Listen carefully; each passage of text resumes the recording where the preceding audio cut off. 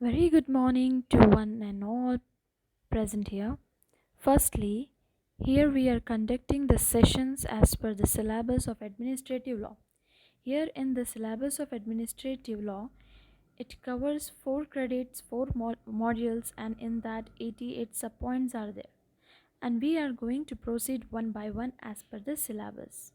So first of all, you note down the points of syllabus which are presented on screen. Let's start now. That is module number 1, credit 1, evaluation, nature and scope of administrative law, civil service in India, legislative powers of administration. Module number 2, credit 1, that is judicial powers of administration, then judicial control of administrative actions. In judicial power and administration, there are two maxims which we covered, which we seen in semester 1. No man shall be judged in his own case, and no man shall be condemned unheard. Then module number 3, administrative discretion, liability for wrongs, tortious and contractual.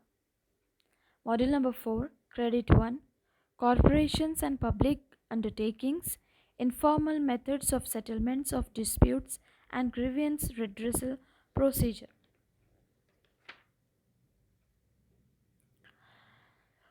What is law? First of all, we should understand the basic concept of administrative law. Administrative law क्या है, इसकी शुरुआत, इसकी existence हुई कहाँ से है. Administrative law समझने से पहले एडमिनिस्ट्रेशन का मीनिंग समझना ज़रूरी है. एडमिनिस्ट्रेशन का मतलब है एक management of a public affairs. Example, suppose आपकी एक फैमिली है और उसमें बहुत सारे मेंबर्स हैं, तो वो मेंबर्स हो गई मैनेजमेंट. अब इसको एक कंपनी कंसिडर करो जिसमें बहुत सारे एम्प्लॉयज़ हैं. अब आपके घर में सारे रूल्स रेगुलेशन पॉलिसीज़ कौन बनाता है, कौन ये सारी चीज़ों का इनिशिएटिव लेता है, किसको कौन सा काम करना है, कौन सारे खर्च करेगा, कौन बाहर जाएगा, कौन लाइट बिल भरेगा, कौन कितने बजे उठेगा, कौन कितने बजे तक बाहर से हमें अंदर आ जाना चाहिए, एंड दैट ऑल. ओके, ये सारे रूल्स एंड रेगुलेशन ऑब्वियसली हमारे बड़े करते हैं, that is our parents. Then तो हम ये सारे रूल्स एंड रेगुलेशन बनाने के लिए जिसे हमारे घर में या कंपनी में चुनते हैं या अपॉइंट करते हैं, वोट करते हैं या सेलेक्ट करते हैं, वो होते हैं हमारे एडमिनिस्ट्रेशंस और administrative users.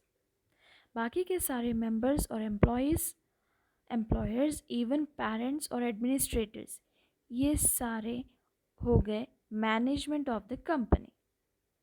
Rules and regulation इन सब को फॉलो करना पड़ता है, even including the high qualified members और the highest graded parent of our family or of that company. Okay, now for example, second example, suppose आपकी family के में एक 50 to 55 मेंबर्स है, एक बड़ी सी फैमिली है. तो ज़्यादा मेंबर्स होने की वजह से किसी ना किसी कारण से डिस्प्यूट होता है, कोई भी रीज़न ले लो, और इसके पीछे का रीज़न ये होगा कि ये फैमिली में कोई प्रॉपर रूल्स या रेगुलेशंस नहीं होंगे. फॉर एग्ज़ाम्पल, कोई 4-5 छोटे बच्चे हैं, उन सबको एक टाइम ब्रश करना है, एक ही टाइम उठेंगे, एक ही टाइम वॉशरूम जाना है, एक ही टाइम नहाना है, या एक ही टाइम उनको सारे घर के काम करने हैं. बट वो पॉसिबल नहीं होगा because for them the parents are only one. So उसमें ऑब्वियसली फ़ाइट होगी, झगड़े होंगे, बिकॉज यहाँ कोई रूल्स एंड रेगुलेशन अराइज नहीं है.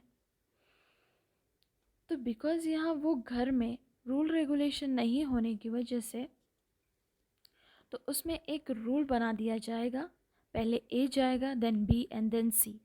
लाइकवाइज हमारे पेरेंट्स रूल्स एंड और क्यों बनाकर देते हैं।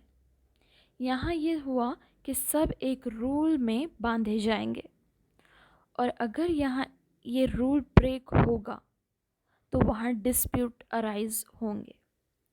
तो इससे हमें ये पता चलेगा कि रूल्स को रेगुलेट करना कितना इम्पोर्टेंट है। तो रूल्स को रेगुलेट एडमिनिस्ट्रेटिव लॉ करता है। हम यहाँ ये घर के एग्ज़ाम्पल को हमारा कंट्री का एग्ज़ाम्पल भी ले सकेंगे। तो हमारे कंट्री में कुछ रूल्स अप्लाई किए गए हैं जो हमें फ़ाइट को, झगड़ों को अवॉइड करने के लिए फॉर्म हुआ है। ये रूल्स को कोलैबोरेट करने के लिए एडमिनिस्ट्रेटिव लॉ बना दिया गया है। एडमिनिस्ट्रेटिव लॉ चेक करता है कि रूल्स प्रॉपर फॉलो हो रहे हैं या नहीं, पब्लिक को ऑफिसर्स फॉलो करवा रही है, लेकिन क्या खुद एडमिनिस्ट्रेटर्स रूल फॉलो कर रहे हैं या नहीं। फॉर एग्ज़ाम्पल, जैसे कि स्टूडेंट्स को रूल उनके टीचर्स फॉलो करवाती है, टीचर्स को रूल उनके प्रिंसिपल फॉलो करवाते हैं, बट प्रिंसिपल्स को एडमिनिस्ट्रेटिव लॉ देखता है, उनको एडमिनिस्ट्रेटिव लॉ फॉलो करवाता है। देयरफॉर एडमिनिस्ट्रेटिव लॉ जो है वो जितना भी गवर्नमेंटल एजेंसीज़ है कंट्री में, उन एजेंसीज में काम करने वाले हाई क्वालिफाइड ऑफिसर्स पे नज़र रखता है। The main object of administrative law is the regular clause as well as to control abuse or misuse of the governmental power. Example, as we see in movies, हर एक politician और public officers उसके governmental power का कैसे misuse करता है and कैसे उसे गलत यूज़ करता है। तो वो सारे गलत इस्तेमाल को रोकने के लिए एडमिनिस्ट्रेटिव लॉ का इस्टेब्लिशमेंट हुआ है, और एडमिनिस्ट्रेटिव लॉ के द्वारा उन लोगों को रेमेडी दी जाती है जो इस मिसयूज़ के शिकार होते हैं। Administrative law is the body of law that governs the activities of administrative agencies of government, as well as it is developed to control abuse of misuse of governmental powers. तो यहाँ पे पहले law, then administrative law, which deals with powers, functions, responsibilities of the government and its authorities, as I explained before. तो यहाँ पर हम first session में देखें what is administrative law and what is administration. Now we will proceed with our syllabus.